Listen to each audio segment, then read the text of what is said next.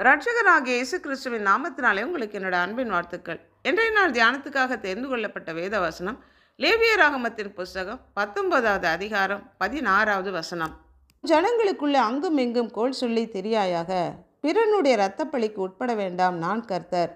உன் ஜனங்களுக்குள்ளே அங்கும் இங்கும் கோல் சொல்லி திரியாயாக என்று இந்த சமுதாயத்தில் நாம் எப்படி வாழ வேண்டும் என்று கர்த்தர் நமக்கு கட்டளை பிரமாணமாக எழுதி கொடுத்திருக்கிறார். கோல்காரனுடைய வார்த்தைகள் விளையாட்டு போல் இருக்கும், ஆனாலும் அவைகள் உள்ளத்திற்குள் தைக்கும். கோல் சொல்லுகிற மனிதனுடைய வார்த்தைகளை கேட்டு அதனால் பாதிக்கப்பட்ட மனிதர்களுடைய உள்ளத்திற்குள் அவன் சொன்ன வார்த்தைகள் காயங்களை ஏற்படுத்தும் என்று இந்த வசனத்தில் சொல்லப்பட்டிருக்கிறது.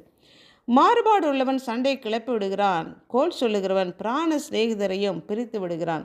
சிநேகிதர்களிடையே கோல் சொல்வதனால பிரச்சனைகள் பிரிவினைகள் உண்டாக்கப்படுகிறது இந்த வசனத்தில் பார்க்குறோம். கோல் சொல்வது மற்றவர்களை பற்றின செய்திகளை, தவறான செய்திகளை அல்லது புனையப்பட்ட செய்திகளை அவருடைய மதிப்பை கெடுக்கும் வண்ணம் மற்றவர்களிடம் சொல்லி அவருடைய பெயரை கெடுப்பது, பெரிய சண்டைகளை மூட்டிவிட்டு பிராண சிநேகிதரிடையே பிரச்சனைகளை பிரிவினைகளை உண்டாக்குவதாகும். தாவீது ஆசாரியனாக இருந்த அகிமெலேக்கின் வீட்டுக்கு சென்று தனது பசிக்காக அவனிடம் ஆகாரம் கேட்டபோது அவனுடைய பசியை ஆற்றுவதற்காக ஆசாரியன் தேவ சமூகத்து அப்பத்தை கொடுத்து தாவீது கேட்டதுனால கோலியாத்தின் பட்டயத்தை அவன் கொடுத்தான். அவன் பெற்றுக்கொண்டதை ஏதோமியனாக தோவேக்கு கண்டு அதை சவுலிடம் சொன்னான். சவுல் ஆசாரியனாகிய அகிமெலேக்கை அழைத்து அவனை சரியாக விசாரிக்காம சவுலுக்கு எதிராக தாவீது செயல்பட ஆசாரியன் உதவினான் என்று அவனை தவறாக புரிந்து கொண்டு அகிமெலேக்கையும் அவனுடைய தகப்பன் வீட்டார் அவனுடைய பிள்ளைகள் 85 பேரை கொன்று போடும்படியாக சவுலின் வேலைக்காரர்களிடம் சொன்னான்.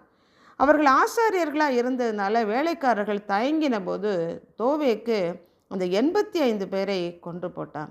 இந்த 85 பேரை கொன்று போட காரணமாக இருந்தவன் தோவேக்கு. காரணம், அவன் கோல் சொன்னதுனால, சவுல் சரியாக விசாரிக்காததுனால. உன் ஜனங்களுக்குள்ளே அங்கும் இங்கும் கோல் சொல்லி திரியாயாக என்று தேவனாகிய கர்த்தர் கட்டளை பிரமாணமாக கொடுத்திருக்கிற அந்த கட்டளையை மீறி கோல் சொன்னதுனால இந்த தோவேக்கும் சவுலும் இந்த 85 பேரோட இரத்தப்பழிக்கு காரணமாயிட்டாங்க.